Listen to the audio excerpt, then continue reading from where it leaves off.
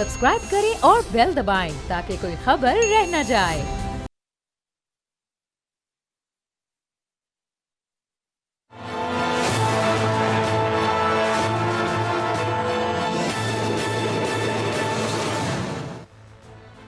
अस्सलाम वालेकुम, मैं बाब जहांगीर। आप देख रहे हैं प्रोग्राम तज्ज़िया। और पाकिस्तान तहरीक इंसाफ ने आज वाइट पेपर जारी कर दिया है इंतखाबी धांधली के खिलाफ। जो भी उनका मुकदमा था, जो तहफ़्फ़ुज़ात थे, आज वो बड़े तफसीली तौर पर एक प्रेस कॉन्फ्रेंस के जरिए वाइट पेपर की सूरत में सामने रख दिए गए हैं। 300 सफ़ात पर मुश्तमिल ये वाइट पेपर है, जिसमें यह कहा गया है कि जुडिशल कमीशन बनाया जाए।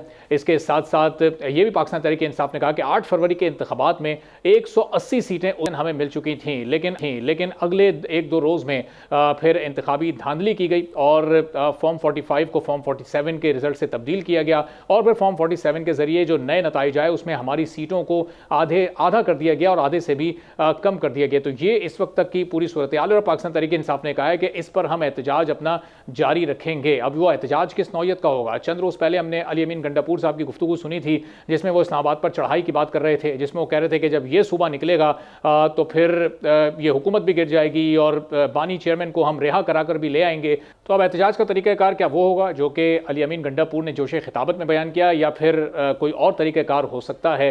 और इस बार जो पिछली बार की एहतजाजों की तलखी है, क्या वो उसकी शिद्दत थोड़ी कम रहेगी और हुकूमत कैसे इस पूरी सूरत हाल पर डील करेगी? और सिर्फ PTI के तहफ़्फ़ुज़ात नहीं है बल्कि मौलाना फजल रहमान के भी तहफ़्फ़ुज़ात हैं। तो हुकूमत मौलाना फजल रहमान के तहफ़्फ़ुज़ात और नाराज़गी दूर करने की बात कर रही है, लेकिन पाकिस्तान तहरीक इंसाफ के एतराज़ात का क्या होगा, इस पर हम गुफ्तगू करेंगे। खलील ताहिर सिंधु साहब मुस्लिम लीग नून के सीनियर रहनुमा हमारे साथ मौजूद हैं। अज़हर सिद्दीक साहब पाकिस्तान तहरीक इंसाफ के सीनियर रहनुमा हैं। दोनों मौजूद मेहमानों का बेहद शुक्रिया, प्रोग्राम के लिए आपने वक्त निकाला। अब खलील ताहिर सिंधु साहब, गुफ्तगू में आपसे ज़रा शुरू करता हूँ। चूँकि राना साहब ये कह रहे हैं कि मौलाना फजल रहमान की नाराज़गी तो हम दूर करने में कामयाब हो जाएंगे और जो उनके तहफ़्फ़ुज़ात हैं उससे मिलते जुलते ही आप लोगों के भी ख्यालात हैं कि KP को लेकर और बलूचिस्तान को लेकर। लेकिन जो पाकिस्तान तहरीक इंसाफ ने वाइट पेपर जारी कर दिया है, इनके वाइट पेपर में जो मुबैना धांधली है उसके तमाम सबूत भी मौजूद हैं, इनके तहफ़्फ़ुज़ात का क्या होगा? बहुत शुक्रिया। देखिए, ये वाइट पेपर जारी करना इनका एक बुनियादी हक है, जो ये समझते हैं कि हमने हमारे साथ अगर ऐसा कुछ हुआ है। लेकिन अज़हर सिद्दीक साहब हमारे सीनियर आपके साथ बैठे हैं। The proper forum is election tribunal, उधर जाएं। 180 में ये कहते हैं कि हमारी सीटें जो है चुरा ली गई हैं और 35 पटिशन्स दायर की हैं इन्होंने। ये पहले थोड़ा सा अपने आप में एक इत्तेफाक पैदा कर लें। और दूसरे नंबर पर ऐसे पेपर ज़ाहिर है हर गवर्नमेंट जो होती है, जो अपोजिशन में आती है, वो जारी करती है, तो इसका कोई तरह मतलब नहीं है, लेकिन ये इनका आइनी हक है। दूसरे नंबर पे ये इनको जाना चाहिए। मैं फिर दोबारा कहूँगा एज ए लॉ का तालिब इल्म होते हुए कि जब ट्रिब्यूनल तश्कील पा जाते हैं तो फिर इलेक्शन जितने भी कॉन्फ्लिक्ट्स होते हैं, तनाज़ात होते हैं, वो फिर वहाँ पर हल होते हैं। तो इसलिए ये बाकी जो भी है ये करें जिस तरह से करें। लेकिन जो कुछ अभी आप फरमा रहे थे, जो गंडापुर साहब पता नहीं किस हालत में वो इस तरह के बयान देते हैं, वो तो जिस तरह मैं शुक्रगुजार हूँ मिनिस्टर अली ज़फ़र साहब का मेरे साथ, वो भी मतलब सेनेटर हैं वो, और मैं भी अब सेनेटर नहीं, रिसेंटली इलेक्ट हुआ पंजाब से। तो एक बड़ी वाइज बात की है उन्होंने, और आई होप कि अज़हर सिद्दीक साहब भी एज ए सीनियर लॉयर ऐसी ही बात करेंगे कि उन्होंने बिल्कुल इलॉजिकल और गैर कानूनी काम किया है, और ऐसी बयान जो है वो स्टेट के अगेंस्ट जाते हैं, स्टेट के हक़ में नहीं जाते।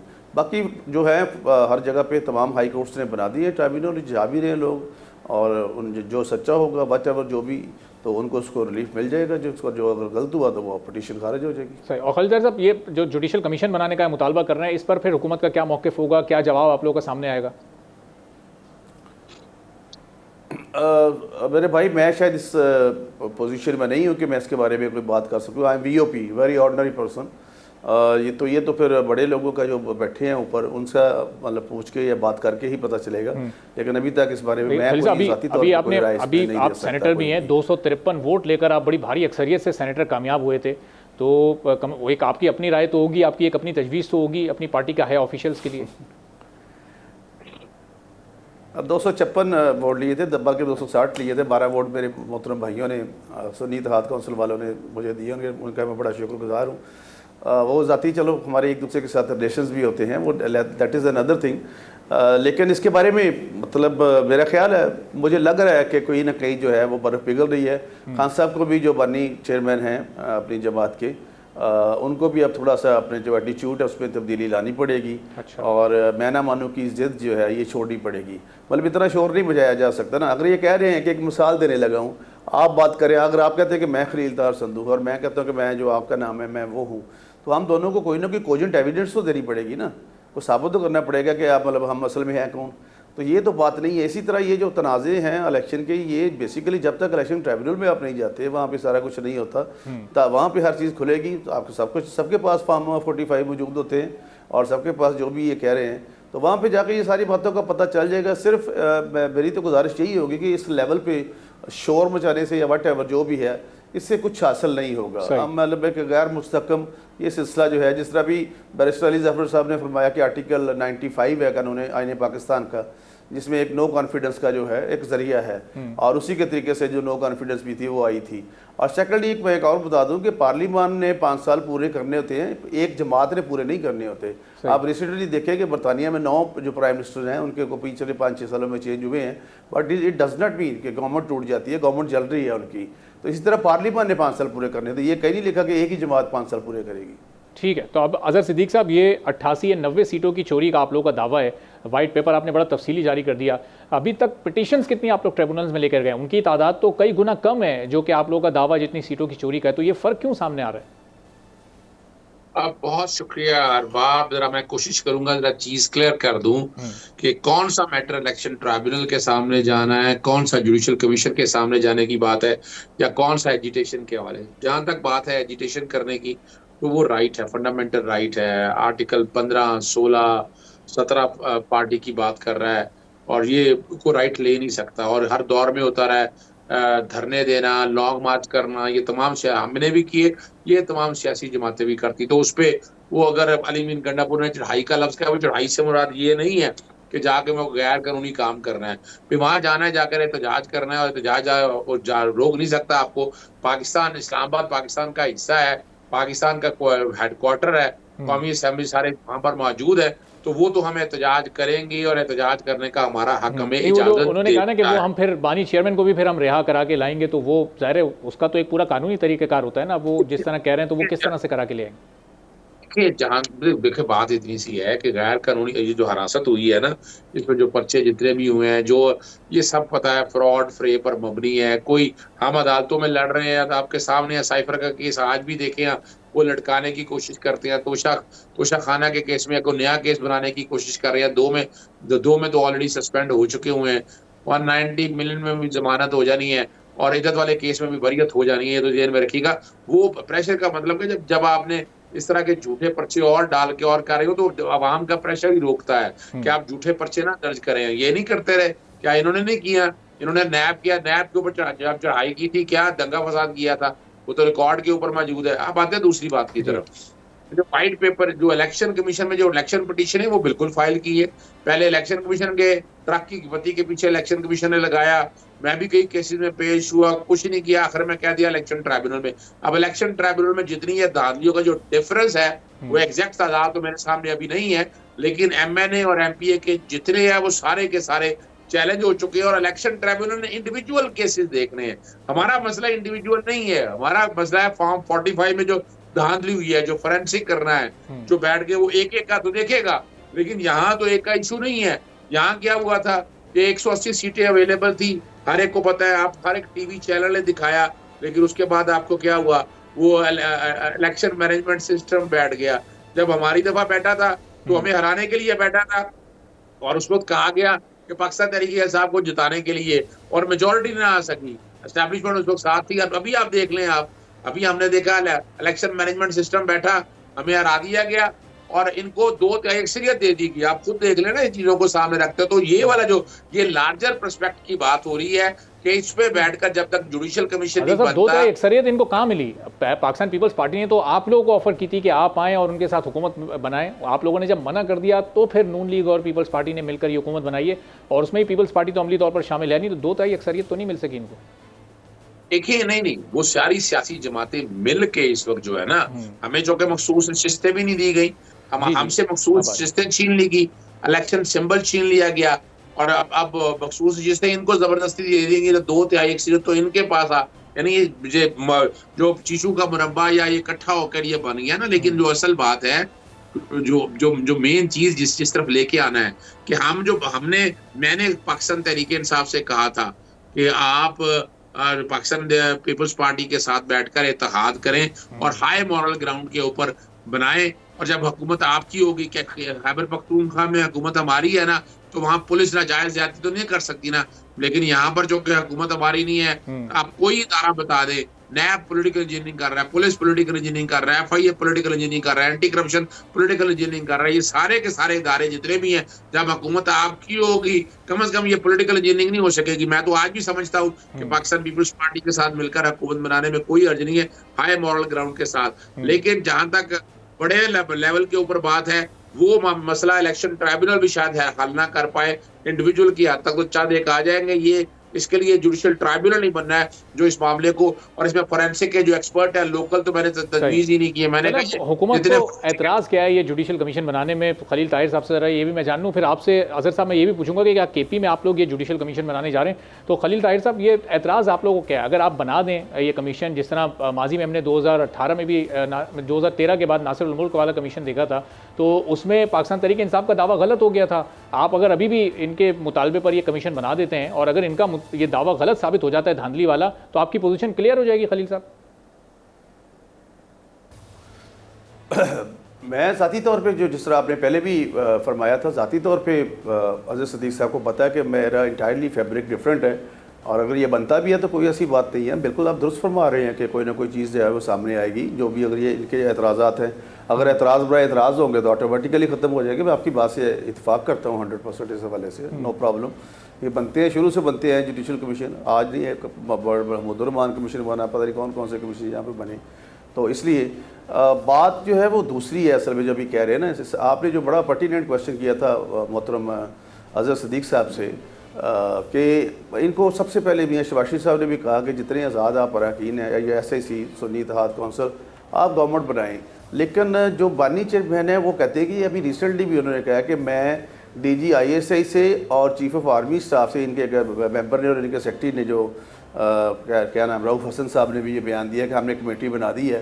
तो ये तो टोटली अनकॉन्स्टिट्यूशनल और इलीगल है, एथिकली भी इसका कोई जवाब नहीं बनता। आप किस हैसियत में, आप एक तरफ हो तो उन पर आप 9 मई को हमले करते हैं, दूसरी तरफ आप कहते हैं कि हमने उनके साथ मुज़ाकरात करने, तो वो कैसे? वैसे भी कौन सी ये आइनी शिक है, या कौन सा ये ऐसा कानून है कि आप आर्मी के जो बड़े अफसरान हैं उनके साथ जाकर तो कहे हमने मुज़ाकरात करने? मुज़ाकरात हमेशा सियासी जमातों के दरमियान होते हैं, और इस हवाले से मैं समझता हूँ जो अज़हर सदीक साहब फरमा रहे हैं, शायद इनका वो बात मान लेते जो इन्होंने उनको मशवरा दिया था, तो शायद बिल्कुल मैं तो एग्री करता हूँ, सूरत और डिफरेंट हो सकती थी। इसी तरह पहले भी जब इन्होंने 2 हुकूमतें तोड़ी, पंजाब में भी तोड़ी, और हालांकि हम तो अपोजिशन में थे, मैं भी अपोजिशन में था उस वक्त, और इसी तरह मरकज़ में भी इन्होंने जब कहा कि हम छोड़ के जा रहे हैं, इस तरह से कर रहे हैं, तो that was not the right decision actually. Politics में हमेशा आपको अपनी प्रेजेंस जो है वो रखनी ज़रूर पड़ती है। तो ये मैं समझता हूँ कि इन्होंने बड़ा वाइज इनको मशवरा दिया गया अज़हर सदीक साहब की तरफ से। हाँ, मानना ना मानना अभी भी ये गौर कर रहे हैं। अभी साहबजादा हामिद रज़ा साहब का बयान 2 रोज़ पहले का है कि वो कह रहे हैं कि मैं पाकिस्तान तहरीक इंसाफ को मशवरा दूंगा कि अगर फिर आप लोग के मुतालबात नहीं माने जाते या पेशरफ नहीं होती इन पर, तो फिर ये हम सिस्टम को चलाने नहीं आए, फिर हम असम्बली से बाहर आ सकते हैं। एक छोटा सा ब्रेक में ले रहा हूँ, और इस नुक्ते पर फिर खलील ताहिर सिंधु साहब का भी पॉइंट ऑफ व्यू जानेंगे। सिद्दीक साहब के सामने भी ये सवाल रखेंगे कि क्या KP में ये कमीशन बनने जा रहा है, और अगर KP में बन जाता है तो फिर दूसरे सूबों पर कितना प्रेशर इसका क्रिएट हो जाएगा। एक ब्रेक के बाद वापस आते हैं।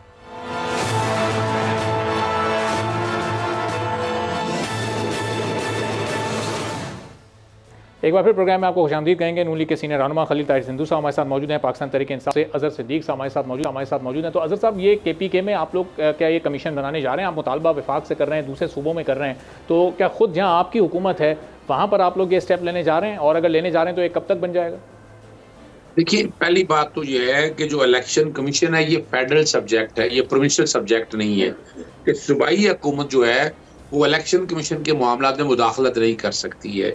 आइन ये वफाक के अंडर है इलेक्शन कमीशन, तो ये commission under the Pakistan commission of inquiry act जो है 2017 के तहत बनना है, जिसके तहत उन्होंने जजेस की इंक्वायरी के हवाले से कमीशन बनाया था। और अगर हमें कहा जाता है, अगर आज ये डिमांड करती है, तो मैं भी तजवीज़ करूंगा, कोई अर्ज नहीं है खैबर पख्तूनख्वा में बनाने के लिए। उसकी वजह ये कि कितने उस तरह के फॉर्म 45 या 47 के हवाले जो स्पेसिफिक हमने ये कहे हैं। मौलाना फजल रहमान साहब का JUI का तो असल मुद्दा ही KPK को लेकर है, वो तो वहीं पर धांधली के इल्जाम लगा रहे हैं, बलूचिस्तान और सिंध को भी वो कह रहे हैं। और अगर अली अमीन गंडापुर साहब सूबे के चीफ जस्टिस को खत लिखते हैं जुडिशियल कमीशन के लिए, तो उनका ये खत, उनकी इंटेंशन काफ़ी नहीं होगी कमीशन के क़याम के लिए?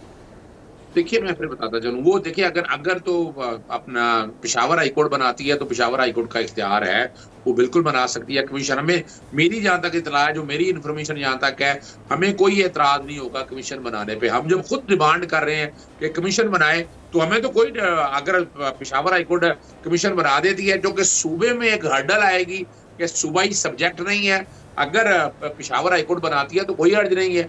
अगर वफाकी हुकूमत भी बनाती है, हम तो दावा देते हैं पेशावर कि अपना वफाकी हुकूमत जो है judicial commission, Pakistan commission of inquiry act के तहत इस बात की तहकीक के लिए बना दे, बिल्कुल केबीके में बना दे, बाकी जगह में बना दे। हम तो भागने वाले, हम तो शफाफियत चाहते हैं, ट्रांसपेरेंसी चाहते हैं, और उससे कम से कम एटलीस्ट जो है ये जो इस लेवल, आप सिर्फ यूं देख लें ना कि इलेक्शन कमीशन का किरदार पहले दिन से देख ले। ऑल्दो चीफ कमिश्नर आपने हमारी मुशावरत से तैनात हुआ, आप डस्के के इलेक्शन से लेकर अब तक आ जाए, प्रोविडेंट फंडिंग का केस, तोशा खाना का केस, तौहीन इलेक्शन कमीशन का केस, आप जरा देखें तो सही, वफाक कौमी असेंबली के इलेक्शन, सूबाई असेंबलियों का इलेक्शन, आप हर जगह देखें कि पाकिस्तान तहरीक इंसाफ के साथ क्या ज्यादती, और इलेक्शन कमीशन जो काम करता रहा, हमें तो बहुत अंदाजा है ना इन चीजों का। तो हम ये समझते हैं आज भी है कि इलेक्शन कमीशन एक बाइस्ड के तौर पर एक किरदार अदा किया, उन्होंने साफ शफाफियत सामने नहीं रखी। अभी भी देख ले, इंटर पार्टी इलेक्शन हमारे फिर उन्होंने नोटिस कर दी है,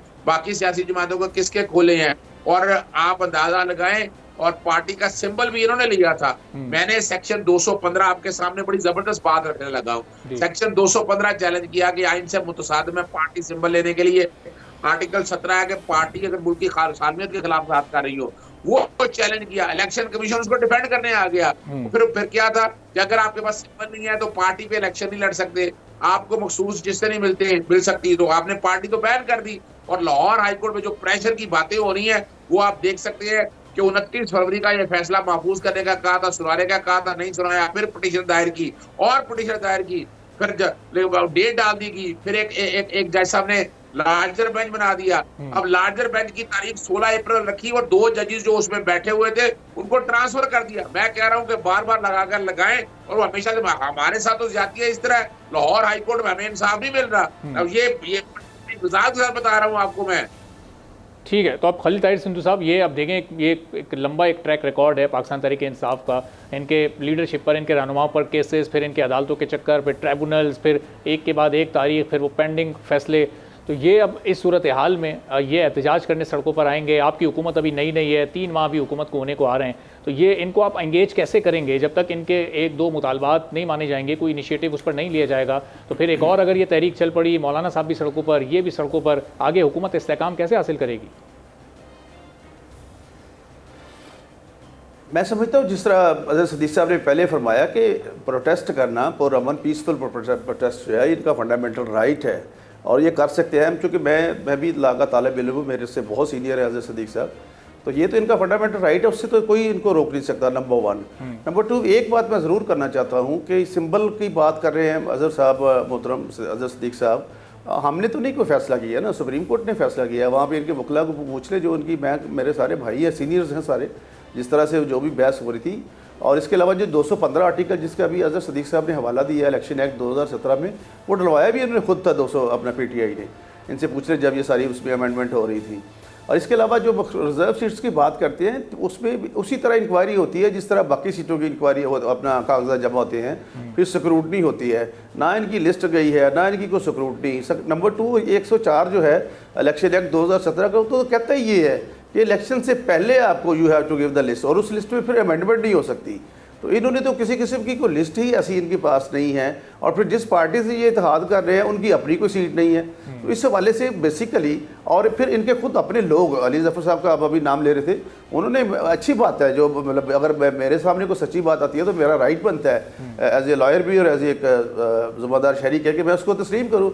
उन्होंने कहा कि शायद ये हमसे गलती हुई है, हमें ये जमा करवानी चाहिए थी। हामिद खान साहब ने भी यही बात की है। तो इस हवाले से ये मतलब कोई इस किस्म की बात नहीं हुई इनसे। ये जो सिंबल वाली बात है 200 जो अभी मोहतरम अजहर सदीक साहब ने फरमाया, वो भी इन्होंने खुद दिलवाया था। और जो 104 जो है वो तो मैंडेटरी है, आपको वो भी एक पैरेलल एक आप इसका में इलेक्शन एक्ट है, और उसके तहत आपको वो पहले लिस्ट जमा करवानी पड़ती है, और फिर उसकी सिक्योरिटी भी होती है, और उसका पूरा प्रोसीजर होता है। तो इस हवाले से जो लॉजिकली और आईनी तौर पे कोई इनका राइट ही नहीं बनता था कि कि वो सीटें इनको दी जाए, क्योंकि इनकी तरफ से है ही कोई भी वहाँ पे, और कि जिस पार्टी के साथ इत्तेहाद कर रहे हैं उसके पास एक सीट भी नहीं थी, बल्कि उनका जो अपना मेरे शहर से हैं भाइयों की तरह, उन्होंने तो खुद अपनी निशान पे इलेक्शन नहीं लड़ा। सुनी जो साहब फजल करीम साहब के बेटे हैं हामिद रजा साहब, सर वो उन्होंने तो खुद उन्होंने उसकी वजाहत भी कर दी थी उस चीज़ों को। दूसरा तो उनका पाकिस्तान तरीके इंसाफ के साथ इत्तेहाद था, और बिल्कुल लास्ट मोमेंट पर जब वो बल्ले का निशान इनसे लिया गया और फैसला आया तो फिर उनके पास मौका ही नहीं था, वो टाइम निकल चुका था, जाहिर है कि वो अपनी निशान पर वो इलेक्शन लड़ते। इसमें तो सर हमारा कसूर नहीं है ना, अगर टाइम निकल चुका है तो, अगर गाड़ी चली जाती है और आप स्टेशन पर लेट पहुंचते हैं तो it's not a fault of the गाड़ी, ये तो पैसेंजर का फॉल्ट है ना, कि जिसने जाके चढ़ना और आगे अपनी मंजिल पर जाना है। वो इनका मौक़िफ़ ये है कि वो हालात ऐसे पैदा कर दिए गए, इतनी रुकावटें खड़ी कर दी गई मुसाफिरों के रास्ते में कि वो गाड़ी तक पहुंच ही ना सके ना, उस स्टेशन तक पहुंच ही ना सके वक्त तक। नहीं, कोई रुकावट नहीं। सुप्रीम कोर्ट में कितने दिन बहस होती रही है, पूछिए इनसे, अजहर साहब से। अजहर साहब भी थे, सारे थे, और मिस्टर अली जफ़र और सारे हामिद खान साहब और दूसरे दोस्त सारे बहस कर रहे थे वहाँ पे, जो हमारे सीनियर्स हैं इसी हवाले से। तो वहाँ पे बहस करके वहाँ पे फिर एक मतलब फैसला जो है। असल में प्रॉब्लम ये है, मैं आपको छोटी सी एक बात बताता हूँ। ये रिसेंटली अभी आप देखिए 5 जजेस ने फैसला दिया पेशावर हाई कोर्ट वालों ने, और 109 जो है आइन का आर्टिकल है, इसमें ये लिखा है कि गवर्नर जो है वो पंजाब कोई भी जिस सूबे का वो गवर्नर है वो असम्बली का इजलास तलब कर सकता है। अगर अजहर साहब हुक्म करेंगे मैं पढ़ भी दूंगा। तो इन्होंने वो इजलास नहीं बुलाया, फिर ये उसके चले गए अगेंस्ट पेशावर हाई कोर्ट में। पेशावर हाई कोर्ट के 5 जजेस ने फैसला दिया कि आप अपना इजलास बुलाएं सूबाई असम्बली का, जो नए मेंबर आ रहे हैं उन्होंने ओथ लेना है, इन्होंने नहीं बनाया। अब ये ले गए उस मामले को सुप्रीम कोर्ट में। तो इसमें आप देखिए कि इस जमहूरी अमल में रुकावट कौन डाल रहा है, हम तो नहीं डाल रहे। अगर आइनी तौर पे बात करते हैं या किसी भी तरीके से, तो हमारा तो कोई इस किस्म का नहीं है कि हमको आप, बल्कि इनको तो दावत दी की थी कि आप अपनी हुकूमत बनाएं। बट ये स्ट्रेट फॉरवर्ड कहते हैं कि हमने MQM, पीपल्स पार्टी और मुस्लिम लीग से हाथ तक नहीं मिलाना, हमने इनसे कोई बात नहीं करनी।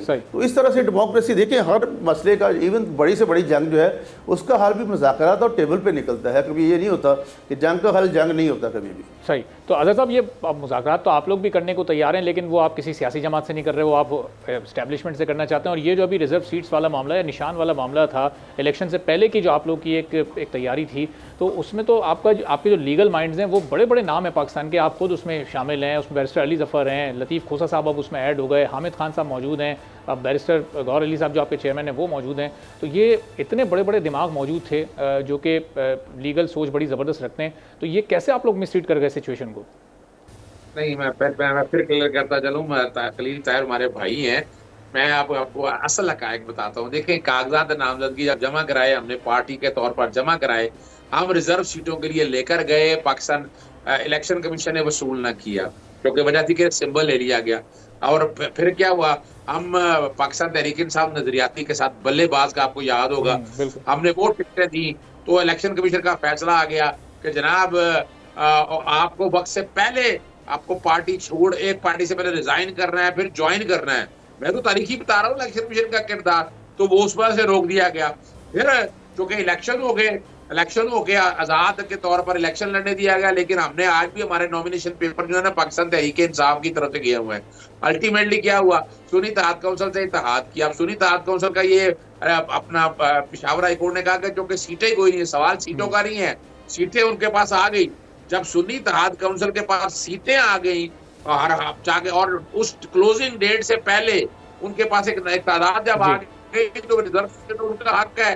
अगर उन्होंने इलेक्शन अपने काउंसिल लड़ा या नहीं लड़ा, सवाल ये नहीं है। और यही इंटरप्रिटेशन, और इसी देखें इलेक्शन सिंबल लेने का मामला लाहौर हाई कोर्ट के अभी भी चीफ जस्टिस साहब के पास फाइल पड़ी हुई है। वो आज मैं आपके चैनल के तौर से रिक्वेस्ट करूंगा कि लार्जर बेंच बनाकर बैठकर फैसला करें इस बात को कि ये सेक्शन 215 जो है ये आइन से मुतसादिम है। सिंबल चाहे हमने किया या किसी ने किया, मैं अगर एक गलत काम करूंगा वो आइन से मुतसादिम होगा, तो ये जस्टिफिकेशन ये तो नहीं है कि ये अपनी जगह पर रहे। हमारे साथ ज्यादतियां एक से बढ़कर एक जाती, आज भी कोई ओपन आ जाए, मैं आपके सामने सारे वो हालात रख दिए कि जिसलिए हमारी ज्यादतियां किया, ज्यादती। और दूसरी बात है कि आइन की मंशा क्या है, प्रोपोर्शनेट बात करता है। आर्टिकल 51 और आर्टिकल 106 कहता है कि जो सियासी जमात के पास सीटें होगी उसको तनासब के उसके मुताबिक रिजर्व सीटें मिलेंगी। तो अब ये तो नहीं है कि आप, यानी मिसाल के तौर पर 83 या 84 जितनी सीटें हमारी हैं, वो हमारा वो राइट देने की बजाय उन सियासी जमातों को आईने तो ये नहीं कहा। ठीक है, आईना तो बिल्कुल सही हो गया, कहा। पॉइंट आपका आ गया अजहर साहब, और वक्त भी चूंकि खत्म हो गया तो आप दोनों मेहमानों से इजाजत चाहेंगे। आज फिर आने वाले दिनों में इस बहस को हम मजीद आगे बढ़ाएंगे। बहुत बहुत शुक्रिया अजहर सिद्दीक साहब, खलील ताहिर सिंधु साहब हमारे साथ मौजूद है। एक छोटा सा ब्रेक लेते हैं, ब्रेक के बाद वापस आएंगे। एक और अहम मौजू है जिस पर हम बात करेंगे।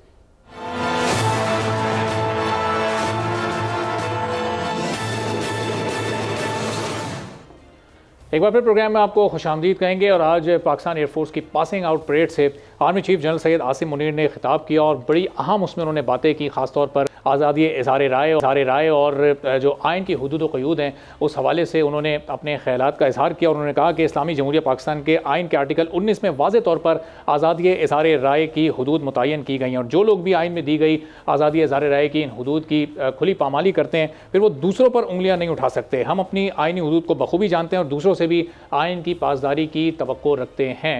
तो अब ज़ाहिर है पाकिस्तान की जो फोर्सेस जो कि दिन रात सरहदों पर और पाकिस्तान में अमन व अमान को कायम करने के लिए कुर्बानियाँ दे रही हैं, पाकिस्तान की मईशत को मजबूत करने के लिए अपना किरदार अदा कर रही हैं, उन पर मुख्तलिफ़ तरह के प्रोपेगेंडे किए जाते हैं, इल्ज़ामात लगाए जाते हैं, और जिस पर अब ज़ाहिर ये जो बयानात हैं ये हमारी कौम को एक करने के लिए और आगे चलने के लिए बड़े ज़रूरी हैं, ताकि जो जोश और वलवला और जो मोहब्बत हमारी कौम की अपनी फोर्सेस के साथ है वो कायम व दायम रहे। इसी पर हम गुफ्तगू करेंगे। साबिक निगरान वज़ीर दाखिला रिटायर्ड हारिस नवाज साहब हमारे साथ मौजूद हैं। हारिस साहब, बहुत शुक्रिया प्रोग्राम के लिए, आपने वक्त निकाला। ये ज़ाहिर है इस वक्त जो दहशतगर्दी के खिलाफ पाकिस्तान ने जंग लड़ी, एक बड़ी कुर्बानियाँ दी हैं, और इस वक्त भी जो खित्ते में एक सूरत हाल है, पिछले कुछ अरसे से हमने देखा कुछ ऐसी कार्रवाइयाँ दहशतगर्दों की पाकिस्तान में हुई और फोर्सेज ने हमारी भरपूर जवाब दिया है। तो उसके बावजूद मुख्तलिफ प्रोपेगेंडा साज प्रोपेगेंडा करते रहते हैं और हमारे इदारों को तनकीद का निशाना बनाते रहते हैं। तो एक मुँह तोड़ जवाब पाकिस्तान के आर्मी चीफ की जानिब से उनको आप समझते हैं कि दिया गया? देखिए, chief army staff general Asim Munir का कॉन्सेप्ट बहुत क्लियर है और वो हर मौके पे बात ये करते हैं कि प्रोफेशनलिज्म, कोई कॉम्प्रोमाइज प्रोफेशनलिज्म पे नहीं होना चाहिए, टेक्निकल नो हाउ चाहिए, और कैडेट्स को उन्होंने खास तौर पर प्रोफेशनलिज्म के लिए उनकी ट्रेनिंग के ऊपर, उनकी ट्रेनिंग की परेड के ऊपर बहुत सराहा। उन्होंने कहा कि आप के जो वॉर हीरो हैं आप उनके एग्जाम्पल लें, लाइक MM आलम एक कमोडोर थे, उसके बाद सरफराज रफीकी, राशिद मिन्हाज, जो बहुत ही जिन्होंने सुप्रीम सेक्रीफाइस किए पाकिस्तान के लिए, कि आप इन रोल मॉडल्स को आप लेके चलें। फिर उन्होंने बात की कि जो आर्टिकल 19 में इज़हार राय की आज़ादी की बात की जाती है, इसको कैसे पॉजिटिव तरीके से बात कर सकते हैं। आप अपने मुल्क की भलाई के लिए बात करें, सिक्योरिटी फोर्सेस के साथ यकजहती की बात करें, मुल्क की सलामती बका की बात करें, पाकिस्तान में टू रिमेन यूनाइटेड और यूनाइटेड रह के आप दुश्मन के नैरेटिव को डिफीट करें, ये चीज़ें बात करने की है। आप पॉजिटिव बातें करें, नेगेटिव जो दुश्मन का नैरेटिव है उसको इनएडवर्टेंटली भी आप ना फॉलो करें, ये उन्होंने बात की। फिर कश्मीर के ऊपर उन्होंने बड़ी क्लियर बात की। पाकिस्तान का स्टांस कश्मीर के ऊपर हर वक्त बड़ा क्लियर है। तो हारिस साहब, ये अभी इस वक्त जो हम हालात देख रहे हैं, हमने पिछले कुछ दिनों में ऐसी चंद एक कार्रवाइयाँ भी छोटी, कुछ हमले ऐसे देखे जिसमें शहरियों को भी निशाना बनाया गया, पाक फ़ौज के जवानों पर भी हमले किए गए। तो अब इस तरह की कार्रवाइयों से निमटने के लिए जो हमारे फोर्सेस के जवानों में जो जोश और जज्बा इस वक्त आप देख रहे हैं, इस वक्त अमन व अमान की कितनी इंपॉर्टेंस है कि ख़ित्ते में एक पायदार अमन रहे, पाकिस्तान के अंदर हालात साजगार रहें, चूँकि एक नई हुकूमत आई है, ताकि हुकूमत को भी कम अज़ कम आगे बढ़ने के लिए प्रॉपर एक मौका मिल सके मईशत को मजबूत करने का? देखिए, इसमें सबसे आम बात ये है कि मुल्क में पोलिटिकल स्टेबिलिटी की ज़रूरत है। मुल्क में सियासी हालात ठीक होंगे तो आपके मुआशी हालात ठीक होंगे, मुआशरा ठीक होंगे तो मुल्क में अमन होगा, लोग को खुशहाल होंगे, उनमें बेचैनी नहीं होगी, वो हुकूमत में कॉन्फिडेंस को डेवलप होगा, फॉरेन इन्वेस्टमेंट आएगी।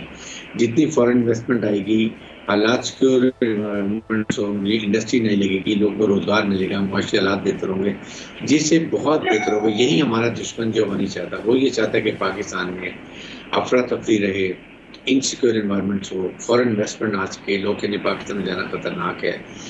पाकिस्तान की मुसल्लह फ़ौज चीफ आर्मी स्टाफ की कमांड में 24 घंटे वो इस ऑपरेशन में है कि पाकिस्तान से हमें जो है ये दहशतगर्दी ख़त्म करनी है। इसके लिए जो कुर्बानी देनी पड़े करेगी। और फिर इसके वो हमेशा ये कहते हैं कि पाकिस्तान की मुसल्लह फ़ौज और अवाम जो एक जिसको कॉन्फिडेंस है, ये कभी कम नहीं होना चाहिए, क्योंकि फ़ौज हमेशा अवाम की मदद कर सकती है। यू फाइट अ नेशन, ये बात की जाती है। और इस वक्त तो खास तौर पर जरूरत है, जिस तरीके से अभी सर्च हो रहा है ये टेररिज्म के अंदर, दुश्मन हमारे अफगानिस्तान से जो है BLF, PNA, TTP, दाइश को रॉ सपोर्ट कर रही है, दूसरे एलिमेंट सपोर्ट कर रहे हैं, अफगान तालिबान उनको रोक नहीं सक रहे हैं, जिससे हमें और ज़्यादा मेहनत करनी पड़ रही है। लेकिन जब आपके सोशल मीडिया पे शहीदों के बारे में, हमारे गाजियों के बारे में बात होती है, तो ये ट्रुप्स के मोराल को बढ़ा। आप सोचें कि पहाड़ों पे बैठे हुए लोग हैं, बर्फपोश चोटियों में बैठे हुए हैं, वहाँ जब पता चलता है एक जनरल सरफराज शहीद हुए, उनके बारे में बात की, अभी जो लोग शहीद होते हैं उनके बारे में बात की जाती है, उनके लवाकिन को कितनी तकलीफ होती है। ये हमारी कौम है, तो लिहाज से कौम हमें समझने की ज़रूरत है कि हमें दुश्मन के नैरेटिव को डिफीट करना है। वो ये है कि हम यूनाइटेड रहें एज ए कौम, और जितनी भी मुश्किलात आएंगी पाकिस्तान की मुसल्लह फ़ौज हर लिहाज से पाकिस्तान की सलामती, बका, आवाम की जान माल की हिफाजत के लिए कोई कुर्बानी से दरेग नहीं करेगी, और कुर्बानियाँ कर रहे हैं, लेकिन साथ हम अपने आवाम की सपोर्ट है। That is what chief of staff हमेशा ये बात है। सही। और हाई साहब, एक तरफ हमारी कुर्बानियाँ भी हैं, एक तरफ ये सोच भी है कि अमन व अमान कायम रखा जाए और पड़ोसी ममालिक के साथ ताल्लुकात भी बेहतर रहें, लेकिन दूसरी तरफ जो भारत की सोच है, नरेंद्र मोदी की जो एक सोच है पाकिस्तान के ख़िलाफ़, वो बहुत ही नफ़रत अंगेज़ है, वो बहुत ही शिद्दत पसंदी वाली है। जब भी इलेक्शन होते हैं भारत में पाकिस्तान के ख़िलाफ़ झूठा प्रोपेगेंडा किया जाता है। ये इनके कॉम्प्लेक्सेस हैं। ये नरेंद्र मोदी, इसके साथ 3 और हैं जो इसके टोले में शामिल हैं, अमित शाह, राजनाथ सिंह और अजीत डोभाल। ये आरएस की विजन को लेके चल रहे हैं, जिनका काम सिर्फ एंटी पाकिस्तान, एंटी मुसलमान, एंटी माइनॉरिटीज़ है, और इसको ये नज़र नहीं आता, ना इसको बात करनी आती है। ये ऐसा टेररिस्ट और क्रिमिनल गुजरात के मुसलमानों का है, और इसको हर इलेक्शन में सिर्फ पाकिस्तान ज़्यादातर, मुसलमान ज़्यादातर हैं, क्योंकि ये यही डरा धरा के लोगों के टेंशन डाइवर्ट करके ये बात करता है। वहाँ पर 60% लोग ज़मीनों में सोते हैं इंडिया के। ये इंडिया के जो पे चेहरा किया हुआ है, दुनिया को पता है कि असल क्या है, और इसको सिर्फ यही वोट लेना है कि एंटी ये मिनॉरिटीज, एंटी मुसलमान, ये वहाँ के लोगों को डराता है, उनको धमका के वोट लेता है। यही इसकी रवायत है। और आपकी ये तो आतंकवादी की बात करता है, बम फोड़ते हैं। इनका कमांडर नेवी का सर्विंग हमने गुलबशन पकड़ा है, जो कि पाकिस्तान में टेररिज्म करता हुआ पकड़ा गया, जीता जाकर सबूत है कि मुल्क में टेररिज्म करते हैं। इसको शर्म नहीं आती है ऐसी करते हुए।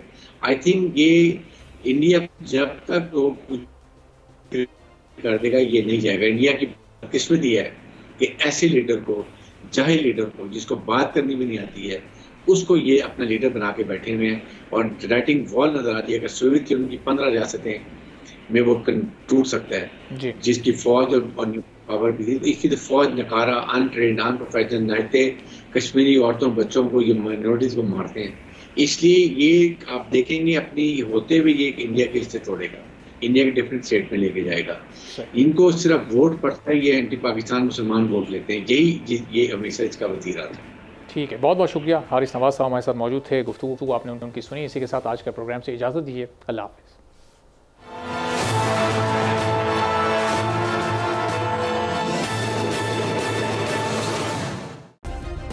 सब्सक्राइब करें और बेल दबाएं ताकि कोई खबर रह न जाए।